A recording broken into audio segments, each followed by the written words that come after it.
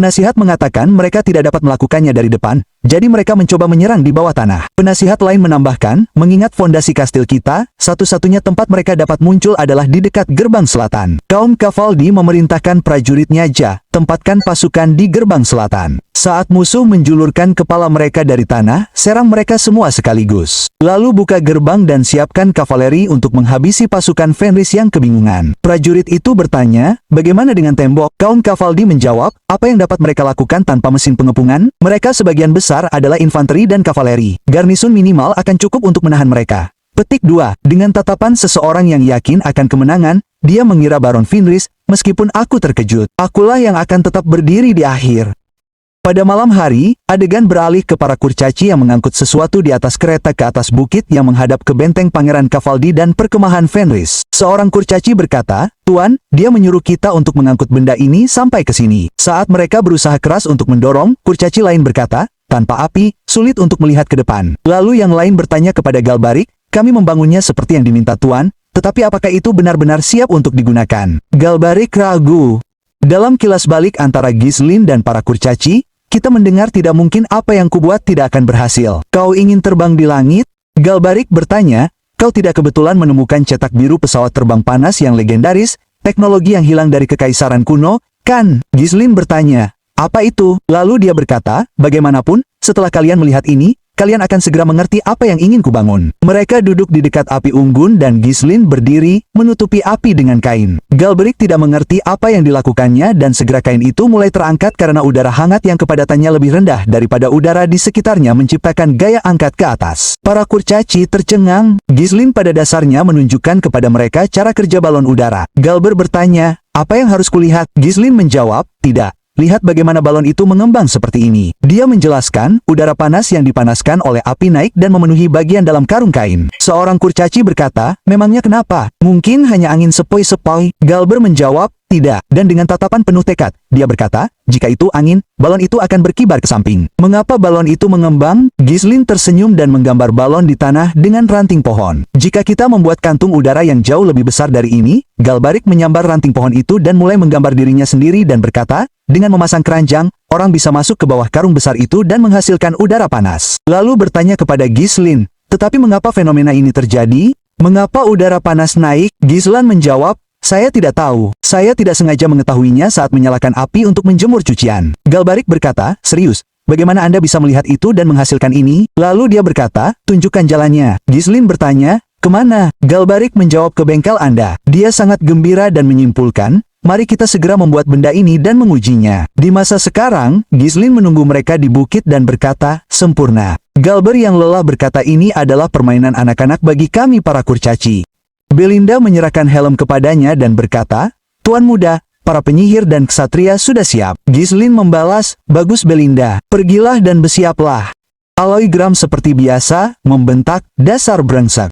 Kalau memang akan berakhir seperti ini, kenapa kau menyuruh kami menggali terowongan? Namun, ia belum menyelesaikan kalimatnya sebelum seorang tentara bayaran memberinya sebuah leo dan berkata, jaga sopan santunmu. Bekannya dan berjalan menaiki bukit melewati anak buahnya. Ia berhenti di puncak bukit dan dari atas mengamati benteng Count Cavaldi. Ghislain menjelaskan kepada anak buahnya, mulai sekarang, kita akan terjun langsung ke tengah perkemahan musuh. Seperti yang sudah dilatih, menyusup ke dalam tembok dan merebut bagian dalam, lalu membuka gerbang luar untuk memanggil pasukan berkuda Gilean. Itulah inti dari operasi ini. Namun, pasukan Cavaldi adalah yang paling bersenjata di utara. Bahkan jika mereka mempelajari mana, mereka tidak akan mudah dihadapi. Terlebih lagi, musuh yang akan kita lawan di masa depan jauh lebih kuat daripada Cavaldi. Jika kita tidak bisa menangani perang setingkat ini, kita tidak akan punya masa depan. Anak buahnya tampak khawatir, tetapi Ghislain tersenyum dan berkata kepada mereka, tapi jangan khawatir, kita telah menerobos hutan binatang yang belum pernah ditaklukkan siapapun. Kita mengubah perang yang sia-sia menjadi kemenangan. Petik 2. Lalu dia berkata, aku bertanya kepadamu, apakah persiapan kita kurang? Para prajurit menjawab, tidak. Dia bertanya, apakah kamu takut? Mereka menjawab, aku tidak takut. Dia mengenakan helmnya dan berkata, kamu tumbuh lebih cepat dari yang bisa dibayangkan siapapun. Balon sudah siap dan Wendy ada di sana untuk mengatur api yang akan mengangkatnya.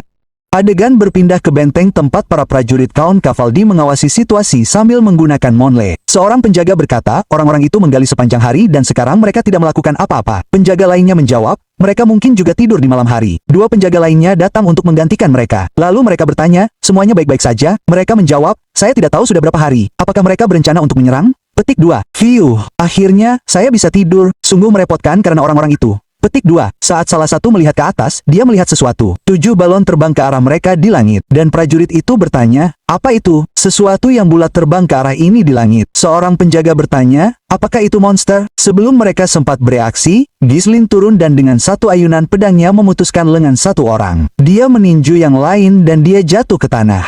Ghislaine berbalik dan menghabisi prajurit itu di tanah, membunuhnya. Lalu semua orang mulai turun. Belinda, Chair, dan yang lainnya. Ghislaine berkata, aku akan mengambil garis depan lagi. Dia memerintahkan semua orang untuk membunuh mereka semua. Di dalam kastel Count Cavaldi, Komandan Ordo Cavaldi, Leslie, tiba di kamar Count. Penjaga di luar terkejut melihatnya. Leslie bertanya, bagaimana dengan Tuan Besar? Penjaga menjawab, Tuan Besar masih tidur.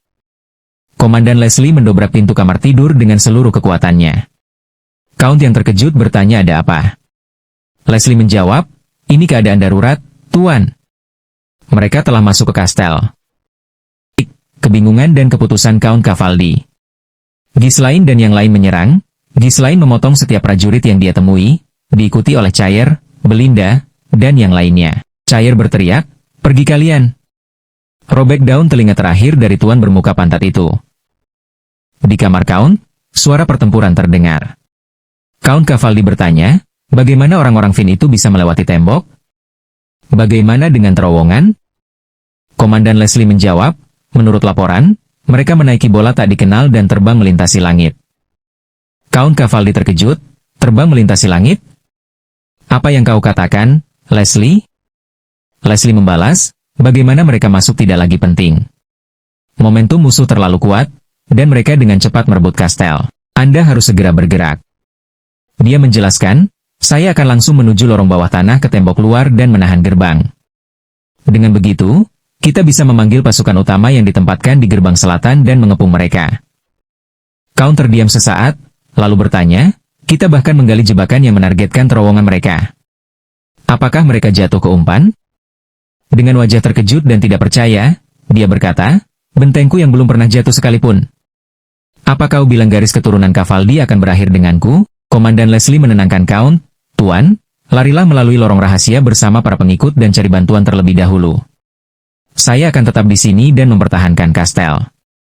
Jika meskipun begitu situasi tidak dapat diatasi. Keluarkan orang itu. Tekanan Ghislaine dan fokus serangan. Di dalam tembok, para prajurit Count Cavaldi bersiap untuk bertempur. Ghislaine terus maju, tak terhentikan, menjatuhkan setiap prajurit yang dia temui. 3 prajurit bergegas masuk. Ghislaine menangkis serangan, dan dengan kekuatannya, membelah prajurit itu menjadi 2 dengan 1 ayunan.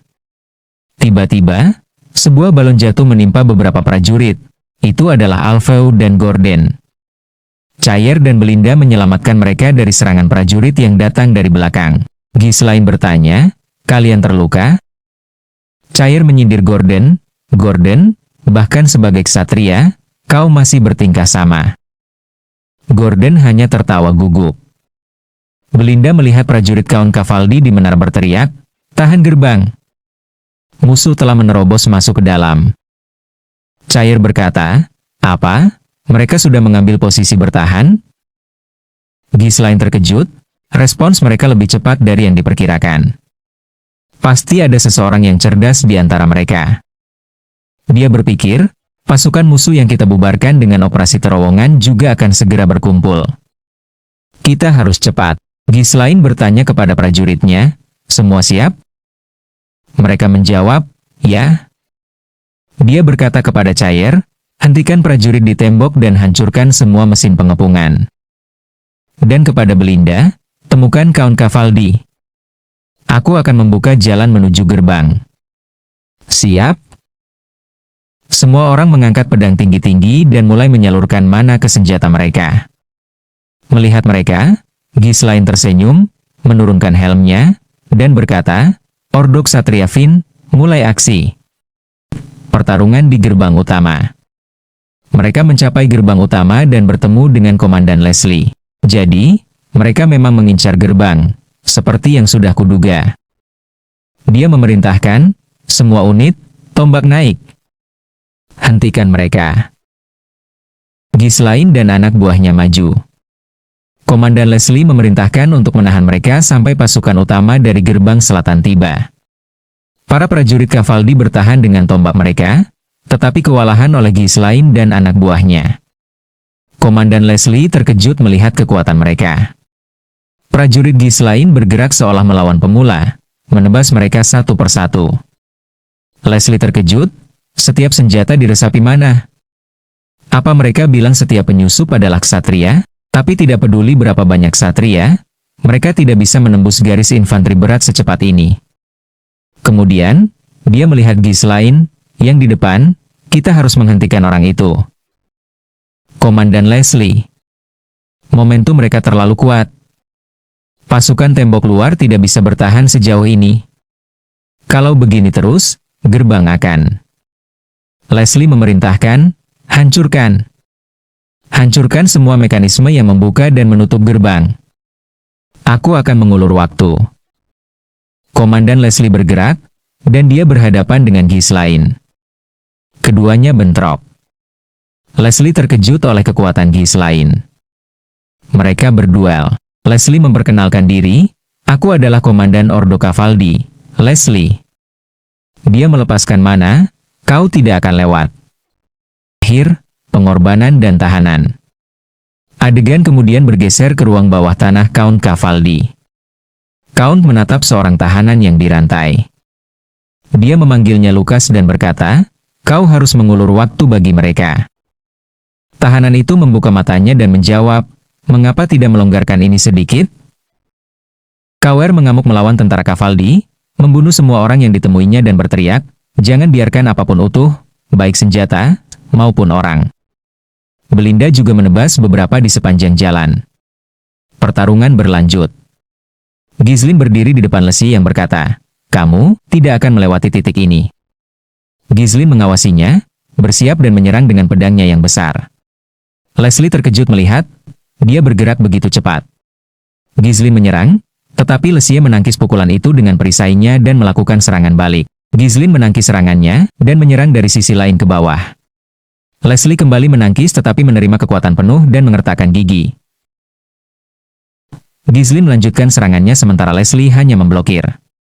Leslie menyerang, Ghislaine menangkis dan melihat celah di wajah Leslie, dan menyerang. Dia memukul dahi tempat helm itu berada, membuatnya terbang. Leslie menyerang balik tetapi menerima pukulan lain, dari Ghislaine dari atas. Tentara Cavaldi terkejut melihat komandan mereka kalah dan salah satu dari mereka berkata kepada rekannya, dasar bodoh, jika kamu punya waktu untuk mengkhawatirkan itu, hentikan musuh tepat di depanmu. Leslie mulai berpikir, kekuatan itu sangat besar. Lenganku tidak akan selamat dari ini, tetapi tidak cukup untuk menembusku. Dia tertawa dan berkata, kamu tahu betul bahwa jika kita menunda lebih lama lagi, kita akan dikelilingi oleh pasukan utama mereka. Sementara itu, Ghislaine menyerangnya, dan Leslie melanjutkan pemikirannya, daripada memblokir secara langsung, alihkan serangan mereka secara miring untuk menjaga jarak yang tepat dan memanfaatkan celah di antara serangan mereka untuk mengambil inisiatif. Saat ketidaksabaran mengarah pada serangan gegabah, itu akan menjadi akhirmu. Setelah beberapa saat, Ghislaine mendekat dan berkata, hanya ini yang bisa kamu lakukan? Dia mengayunkan pedang tepat ke wajahnya. Leslie nyaris menghindari pedang itu, dan segera Ghislaine menyusul dengan sikut yang mengeluarkan darah. Melihat celah dan menyerang, tetapi Ghislaine menghindar dengan berguling dan kemudian menggunakan pedangnya memotong, dia berkata, tidak buruk. Kemudian dia menyerang tubuhnya dan membuatnya berdarah. Dia berpikir, ya, Count Desmond? Tentu mengatakannya. Dia diperintahkan untuk mengasumsikan bahwa pria itu bisa menghadapi pendekar pedang terbesar di utara. Leslie jatuh ke tanah. Tentara Cavaldi terkejut dengan hasilnya. Sementara tentara Ghislaine bersorak dan berkata, penjaga gerbang telah jatuh, seperti yang diharapkan, dari kapten. Kemudian Ghislaine memerintahkan semua pasukan, tekan momentumnya, buka gerbang. Leslie yang terluka memanggilnya dan kata, sayang sekali, tetapi hal-hal tidak akan berjalan seperti yang kamu pikirkan. Seketika, salah satu tentaranya memberitahunya, pukul komandan, gerbang tidak mau terbuka, dan menjelaskan, semua mekanisme hancur. Dengan begini kita tidak bisa membuka gerbang. Puk, Ghislaine menjawab, mereka sedikit menggunakan kepala mereka. Kemudian Leslie berkata, lihat ke sana. Pasukan utama Cavalry datang. Tidak peduli seberapa kuat, jika dikalahkan oleh jumlah dan dikepung, tidak ada yang bisa kamu lakukan. Jika kita hanya menahan gerbang, kita akan menang pada akhirnya. Beberapa tentara menuju Ghislaine. Gordon berkata, lihat komandan, apa yang harus kita lakukan? Pukul sekarang? Yang lain menambahkan, kami adalah ksatria. Biarkan mereka datang jika berani. Ghislaine berbalik ke arah mereka dan berpikir, kita telah menggunakan semua mana kita. Semua orang kelelahan. Dalam keadaan ini, kita tidak bisa melawan musuh yang datang. Ghislaine bergerak ke gerbang, meletakkan tangannya di atasnya. Dia mulai melepaskan kekuatannya dan pedangnya mulai bersinar. Kemudian dia berkata, sebentar aku bisa menggunakannya. Dia memerintahkan, semua orang mundur dari sisiku. Dia berpikir, di zaman pukul ini, Master bukan lagi sebuah status melainkan gelar karena tidak ada standar untuk level Master. Mana Blade diakui sebagai kualifikasi ksatria, dan mengumpulkan mana yang mencoba menyebar ke segala arah menjadi satu titik, dan memampatkannya hingga batasnya. Dia mulai memancarkan mana dan aura merah muda bersinar di dadanya dan berubah menjadi aura kuning yang lebih terang dari sebelumnya. Itu sangat terang sehingga para prajurit tidak bisa menjaga. Mata mereka terbuka melihatnya. Leslie menjelaskan, ada legenda dari kekaisaran kuno yang diturunkan kepada para pejuang. Bahkan di antara mereka yang mengasah mana hingga ekstrim, kondisi penting untuk diakui sebagai master. Aura Ghislaine bersinar lebih terang dari sebelumnya, dan dia bersiap untuk memotong gerbang. Dia menggunakan teknik Aura Blade dan menyerang gerbang. Seorang prajurit Cavalry memerintahkan, kepung orang-orang Venrose itu. Aku akan membuat mereka membayar karena berani menyerbu kastil Cavalry. Dan beberapa bergerak ke arah dia dari belakang. Prajurit itu sekarang sangat dekat, siap menyerangnya dari belakang, tetapi gerbang terbuka dan kudanya yang cantik masuk, menendangnya di wajah bersama dengan Gillian. Kuda megah Ghislaine menjerit, bertanya pada Gillian, mengapa kamu membawa orang itu? Mengacu pada kudanya, dan Gillian menjawab, dia mengikuti sendiri. Tentara Cavalry terkejut dan berkata, apa? Gerbang terbelah dua? Apa yang terjadi? Komandan John, komandan setelah menerima tendangan gaya Bruce Lee dari seekor kuda, memerintahkan anak buahnya, mundur. Kembali ke benteng bagian dalam. Kuda Ghislaine mengangkat kukunya untuk membantunya menaiki lebih mudah, dan Ghislaine memerintahkan semua pasukan, serang. Jangan tinggalkan satupun yang hidup. Adegan bergeser ke tingkat bawah tanah tempat Belinda berlutut di depan lawannya. Dia berpikir keras, dan itu adalah Lucas. Belinda bertanya kepadanya, kamu, apa hubunganmu dengan ksatria bayangan? Prajurit Count Cavalry mundur, dan komandan mereka berteriak mundur. Mundur. Prajurit lainnya berteriak, kita akan mati. Cheer menggeram pada mereka, kalian tidak punya tempat untuk lari. Kita sudah merebut benteng bagian dalam. Ghislaine mengarahkan pedangnya ke arah mereka dan menggeram, kita tidak butuh tawanan. Tiba-tiba aura muncul di atas kepalanya. Ghislaine menekan tangan ke dadanya dan berpikir, di level ini, bila aura masih terlalu kuat, menggunakan sedikit mana, dan mereka sudah terkuras habis, kita tidak akan bertahan lama dalam pertarungan yang berkepanjangan. Melihat kondisinya, Kay mencemooh, apa, Kapten? Kau sudah lelah karena menggunakan sedikit tenaga? Gillian melaporkan, kami telah selesai menaklukkan pasukan utama musuh, tuanku. Ghislaine memuji mereka berdua, lalu bertanya tentang Belinda. Alfoy yang sangat lelah menjawab. Dia pergi ke kastil beberapa waktu lalu, dan masih belum ada kabar. Kerr mengejeknya karena dia terlalu lambat. Ghislaine terdiam sejenak, lalu memberi Gillian, pasti ada jalan keluar rahasia di suatu tempat di kastil. Pangeran Cavalry mungkin juga belum pergi jauh. Dia memerintahkan pasukan kavaleri untuk menjelajahi pinggiran kota untuk mencari jalan keluar. Gillian menjawab, baik tuanku. Ghislaine berkata, Belinda, saya akan mencarinya sendiri dan pergi dengan menunggang kudanya yang bagus. Adegan beralih ke Belinda dan Lucas. Lucas bertanya, apa hubungan Anda dengan ksatria bayangan? Belinda terkejut dan marah membentak, bagaimana Anda tahu nama itu? Lucas tidak mengatakan apa-apa. Belinda melemparkan belati langsung ke wajah Lucas. Belinda menangkisnya dengan tombaknya, terkejut saat menemukan belati itu terikat pada tali, dan Belinda dapat memanipulasinya sesuka hati. Belinda melompat ke depan, menendangnya, dan menarik belati itu kembali. Lucas mengangkat tombaknya untuk menangkis. Belinda berteriak jawab aku. Lukas mengamatinya, lalu menyerang balik. Saat Belinda mendarat, Belinda menerjangnya, tetapi Lukas mengantisipasi gerakan itu dan menyerang dengan tombaknya. Belinda menghindari ketiga serangan berturut-turut. Lukas terus menyerang. Belinda menghindar ke kiri, lalu ke kanan, lalu ke belakang, dan lolos dengan jungkir balik ke belakang. Lukas mengayunkan tombaknya dan dengan gerakan maju, menusukkan ujungnya ke arah kepala Belinda. Belinda menunggu, lalu pada detik terakhir menyelinap ke samping, berputar, dan menggunakan momentum itu untuk melompat dengan tendangan terbang yang mengenai wajah Lukas. Belinda menangkis dengan tombak dan berkata, "Bagaimana aku tahu nama itu?" Kemudian, memutar tombak itu, membuat kakinya tersandung. Belinda kehilangan keseimbangan. Lukas menekan tombak ke tenggorokannya, dan berkata itu bukan apa-apa. Dia mirip sekali dengan mantan kekasihku. Belinda tercengang, dan bertanya apa maksudnya. Lukas menjawab, hasil dari perang ini bukan urusanku, tetapi aku juga tidak bisa begitu saja meninggalkan peranku. Jika kau terus menyerangku, jangan salah paham. Ia bersiap untuk membunuhnya, tetapi pada saat itu Ghislaine datang menyerbu dengan kecepatan penuh. Swordle diratakan. Lukas tidak punya pilihan selain menangkis, melepaskan Belinda. Belinda terkejut melihat Ghislaine. Dia berkata padanya, "Pergilah, Belinda. Aku akan menangani yang ini." Lukas tampak serius, tetapi terkejut mengetahui siapa pemimpinnya. Duel antara Ghislaine dan Lukas dimulai.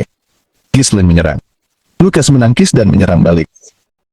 Lukas berkata ini akan mempersulit pengejaran wanita itu dan bertanya, "Apakah kau bangsawan yang memulai perang ini?" Ia melanjutkan dengan tusukan frontal yang ditangkis Ghislaine. Lukas terekspos karena tombaknya melewati pedang Ghislaine dan ia tidak dapat menariknya kembali.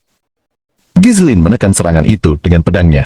Orbix menghindar dengan salto ke depan, tetapi Ghislaine menendang wajahnya dengan gaya taekwondo, hampir membuatnya pingsan dan mengeluarkan darah. Buah gerakan dari seorang seniman bela diri sejati. Lukas terhuyung-huyung kembali berlutut.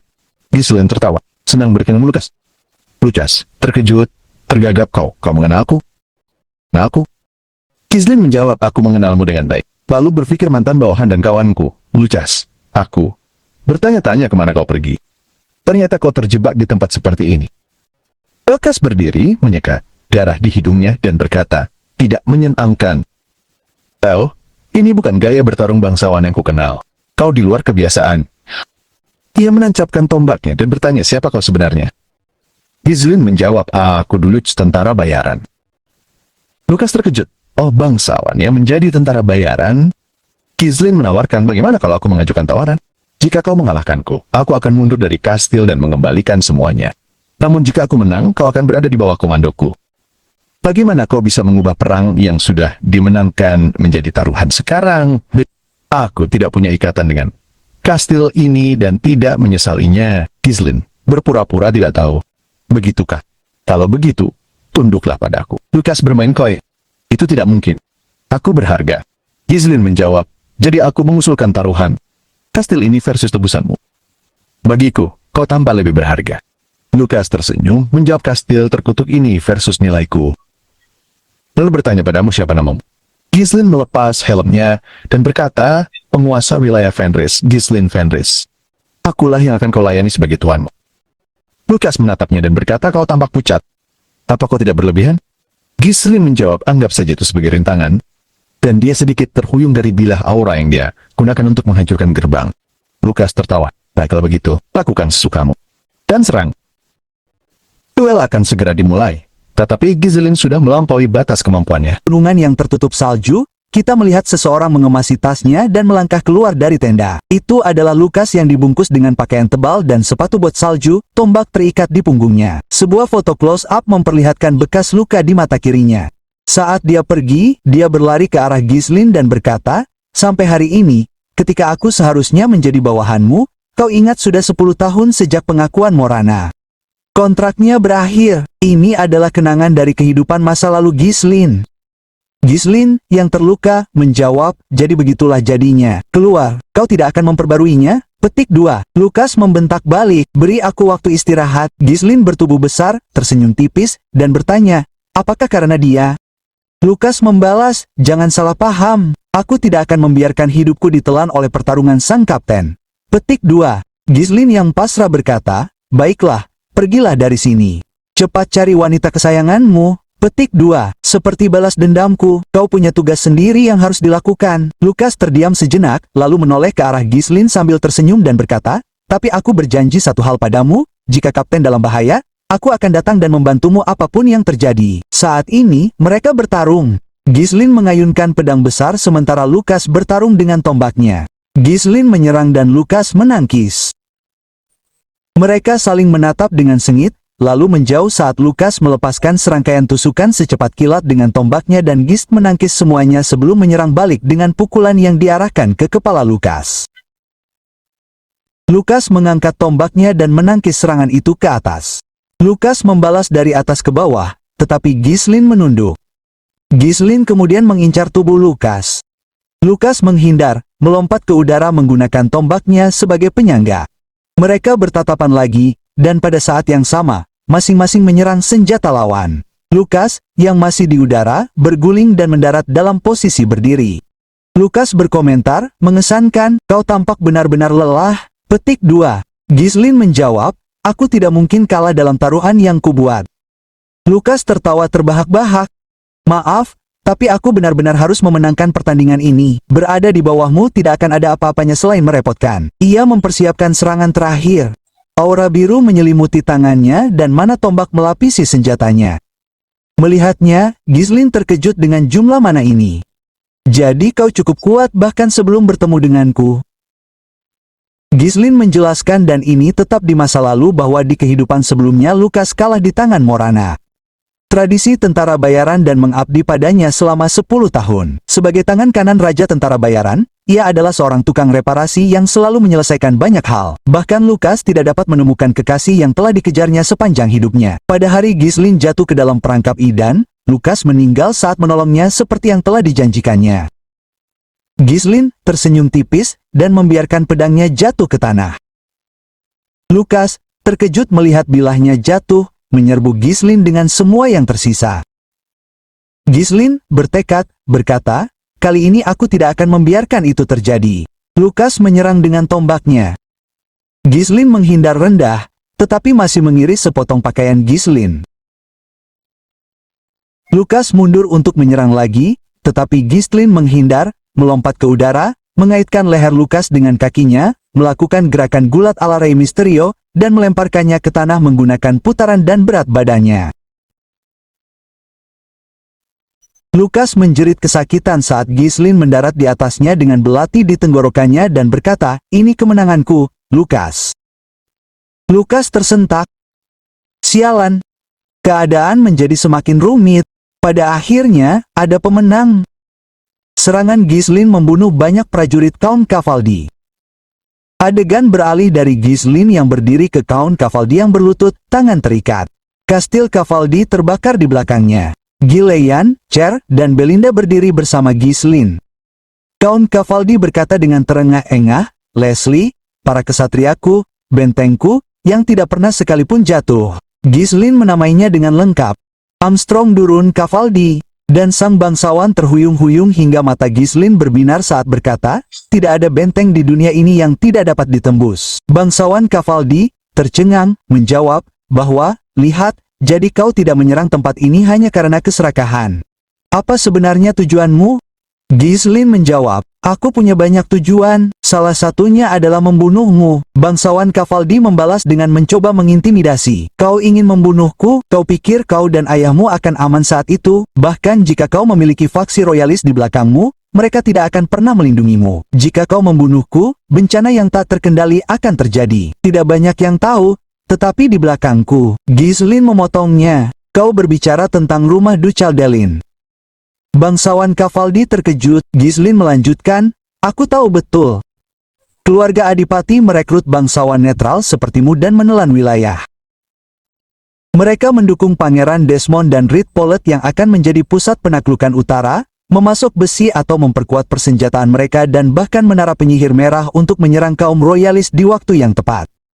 Semua itu untuk memulai perang saudara di kerajaan Retania. Pangeran Cavaldi berpikir dalam hati bahwa Ghislaine mengetahui segalanya dan bertanya dengan suara keras, apa sebenarnya dirimu? Bagaimana kau tahu semua ini? Petik 2. Lalu tawar-menawar, katanya, jika kau sudah tahu, maka ini akan cepat. Aku akan memberimu satu kesempatan terakhir. Aku berjanji untuk menanam setengah besi atau produksi kita selama 20 tahun, dan aku akan secara pribadi memberitahu Adipati Delin tentang bakatmu. Bergabunglah dengan keluarga Adipati, maka kau dan ayahmu akan menikmati kedamaian abadi di bawah keluarga Adipati tanpa banyak usaha. Amarah Ghislaine terlihat di urat wajahnya. Pangeran Cavaldi terus maju. Jadi menyelamatkanku akan lebih menguntungkanmu daripada membunuhku, bukan? Sesuatu menembus pedang kauntal di Ghislaine. Dan Ghislaine berkata, aku tidak punya niat untuk bergabung dengan kalian. Tubuh Pangeran Cavaldi terbelah saat Ghislaine berjalan pergi sambil menyatakan, kalian semua akan mati di tanganku.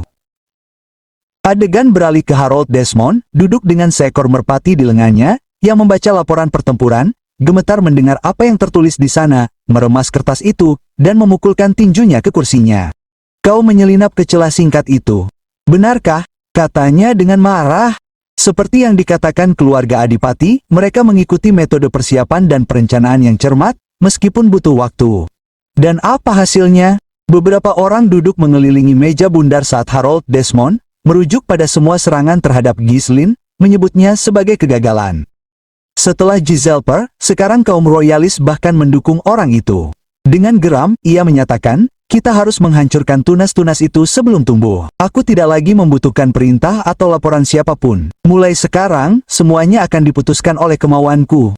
Mulai sekarang, prioritas utama adalah penghancuran Fenris dan Pertium. Ghislaine berdiri di tengah kehancuran, pedangnya masih meneteskan darah mereka yang menghalangi jalannya. Kemenangan ini tidak lahir dari ambisi atau penaklukan. Ini adalah keadilan yang tertunda, utang yang dibayar lunas. Hantu-hantu kehidupan masa lalunya menyaksikan dengan diam saat ia mengukir masa depan baru, masa di mana mereka yang telah hilang tidak akan jatuh lagi. Perang baru saja dimulai. Keluarga Ducal Delin, Pangeran Desmond, dan semua yang bersekongkol dalam bayang-bayang sekarang memiliki nama yang harus ditakuti. Ghislaine Perium bukan lagi penguasa yang berjuang di wilayah yang sedang runtuh. Ia adalah badai yang akan menyapu mereka semua. Jika Anda menikmati video ini, berikan like, berlangganan saluran ini, dan tekan lonceng agar Anda tidak ketinggalan episode berikutnya. Ibu kota, Cardina, Marquis Maurice Macquarie, tercengang bertanya apakah Baron Fenris benar-benar menang melawan Kaon Cavaldi yang disebut-sebut sebagai penguasa benteng besi. Bagaimana mungkin itu bisa terjadi? Ia tertawa dan menambahkan, saya tidak pernah menyangka Baron Fenris memiliki keterampilan militer yang begitu unggul. Sungguh, seseorang tidak dapat menilai seseorang dari penampilannya. Rosalind berseri-seri dengan gembira, menambahkan, terlebih lagi konon katanya ia menduduki benteng itu dalam pertempuran besar-besaran dan Cavaldi tidak menyerah. Lord Ghislaine menunjukkan kehebatan yang luar biasa dalam pengepungan Perdium. Jadi kekuatan militernya tidak dapat dipertanyakan. Marquis Maurice Macquarie hampir tidak dapat mempercayai telinganya dan memprotes. Itu tidak mungkin. Itu hanya keberuntungan belaka. Jika bencana kelaparan besar tidak terjadi, ia tidak akan dapat menang dengan mudah. Sir Bilor Norton membalas dengan ketus, apakah Anda bersikap soal itu masalah? Akhirnya, yang penting adalah ia menang. Marquis Burford terdiam sejenak, lalu bertanya kepada pengawalnya, Tullio, apakah ada pergerakan dari pihak Desmond? Dari pihak Desmond, Tullio menjawab, ya. Mereka tetap diam. Marquis Maurice Macquarie santai dan mengakui, saya berusaha keras untuk menempatkan pasukan kerajaan di jalan menuju benteng Cavaldi. Namun Pangeran Als berkomentar, ya kita sudah cukup diuntungkan dari panen musim ini. Sir Bilor Norton menambahkan, dan sekarang sudah jelas bahwa Count menerima dukungan dari keluarga Duke. Akan sulit bagi mereka untuk campur tangan untuk saat ini. Rosalind berpikir dalam hati, jika Pangeran Desmond pindah karena masalah ini, kita bisa memastikan bahwa dia bukan bangsawan netral tetapi bersekutu dengan keluarga Duke. Marquis Burford memperingatkan masih terlalu dini untuk menilai dengan tergesa-gesa. Tentu saja, dengan kemenangan Baron Fenris, pengaruh kita, faksi loyalis raja, akan meluas ke utara. Ia melanjutkan, memang benar, kita telah memperoleh kekuatan militer yang besar sekarang, tetapi keluarga Duke tidak akan tinggal diam. Jadi kalian semua tidak boleh lengah. Ia bangkit dari kursinya dan mengakhiri, kalau begitu mari kita akhiri untuk hari ini. Count Als setelah beberapa saat berkata bahwa tenda itu tidak pernah berubah. Ini adalah kemenangan besar setelah penantian yang lama. Setidaknya ia seharusnya tersenyum. Sir Bilor Norton menjawab, bukankah sikap dingin itulah yang membuatnya bisa memimpin faksi loyalis raja sampai sekarang? Marquis Burford mengabaikan mereka, dan saat meninggalkan ruangan berkata kepada Rosalind, ayo pergi. Rosalind menjawab, ya, namun matanya membelalak saat memperhatikannya. Lalu wajahnya memerah. Dia mungkin menyadari bahwa ayahnya senang. Sementara itu, di utara kerajaan Rotania dekat benteng, Cavaldi, 3 penunggang kuda, berbaju zirah melesat ke arah Ghislaine dengan kecepatan penuh. Seorang gadis berkuda di belakang salah satu prajurit. Seorang prajurit memanggil pemimpin pasukan Max, dan gadis itu terkejut. Dia bertanya, bukankah tempat ini tampak terlalu sepi untuk zona perang? Pemimpin pasukan Max menjawab, ya, mungkin pasukan Fenris sudah dikalahkan. Gadis itu gelisah. Lalu apa yang akan terjadi dengan misi kita? Lady Mariel dan Marquis Burford meminta kita untuk menyelamatkan seseorang bernama Baron Fenris. Jika kita kembali dengan tangan kosong, aku tidak akan mampu menghadapi kedua wanita itu. Max mengabaikan sekutu royalis mereka. Tetapi mengapa semua kekhawatiran yang tidak perlu ini?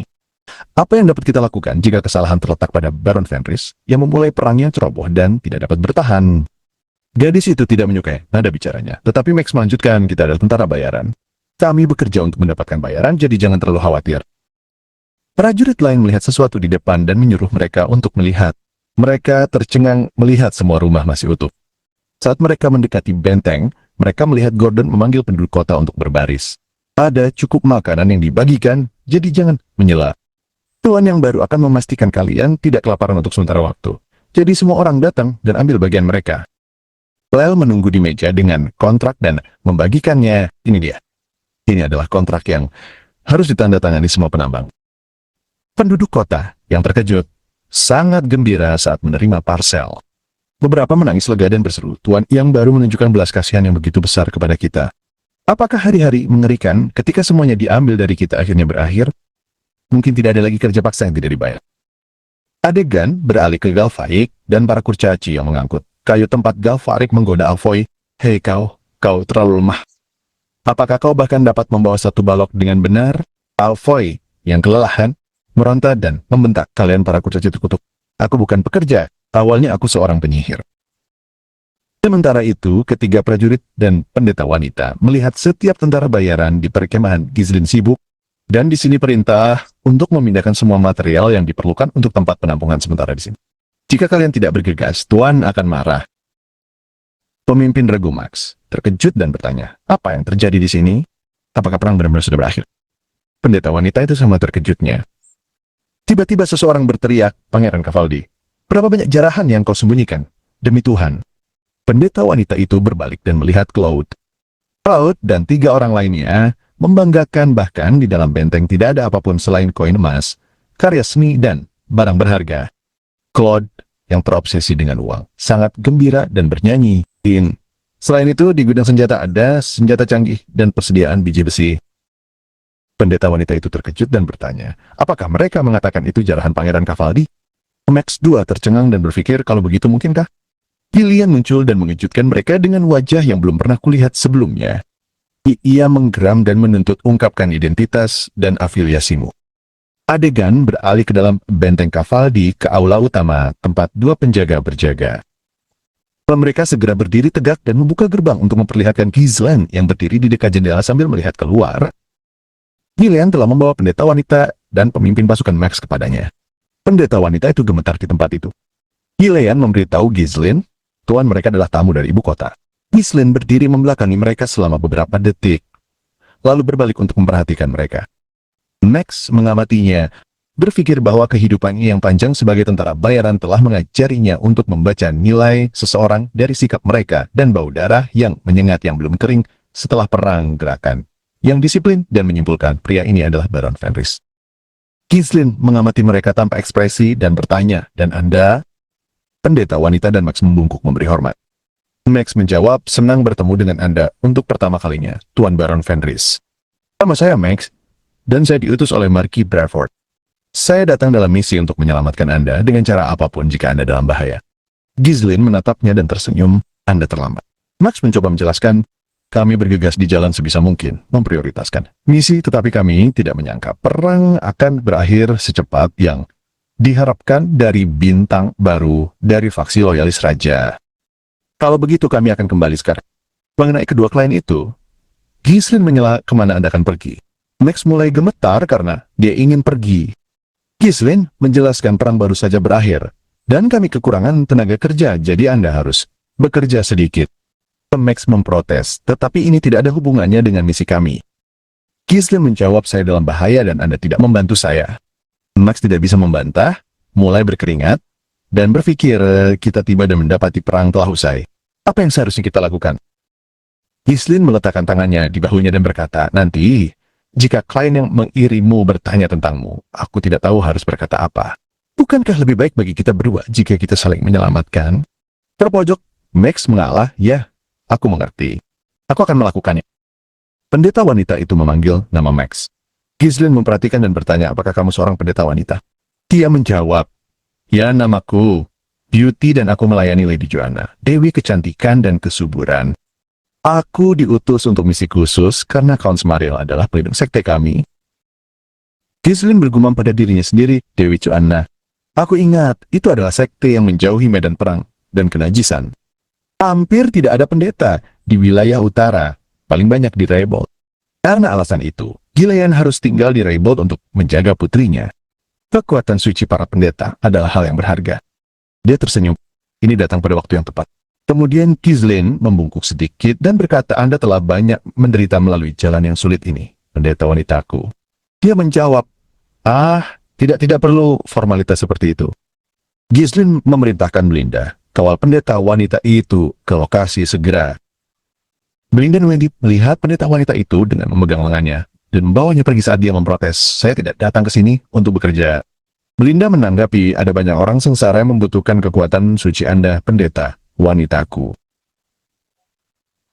Gillian mendekati Ghislaine dan berkata, seorang pendeta wanita. Sungguh keuntungan yang tak terduga.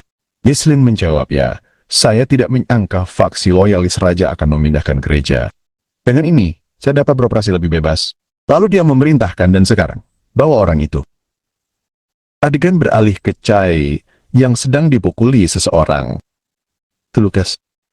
Para tentara bayaran tidak percaya dengan apa yang mereka lihat dan berseru, pemimpin Regukar telah dikalahkan. Lucas melangkah maju dan mengejek, kau ini tangan kanan majikan, bukan begitu menurutku. Kerr marah, berdiri dan menerjangnya, berteriak, aku bahkan belum mulai. Bab selanjutnya akan mengambil jeda resmi. Jika Anda menikmati video ini, beri tanda suka, berlangganan saluran, dan tekan lonceng agar tidak ketinggalan episode selanjutnya.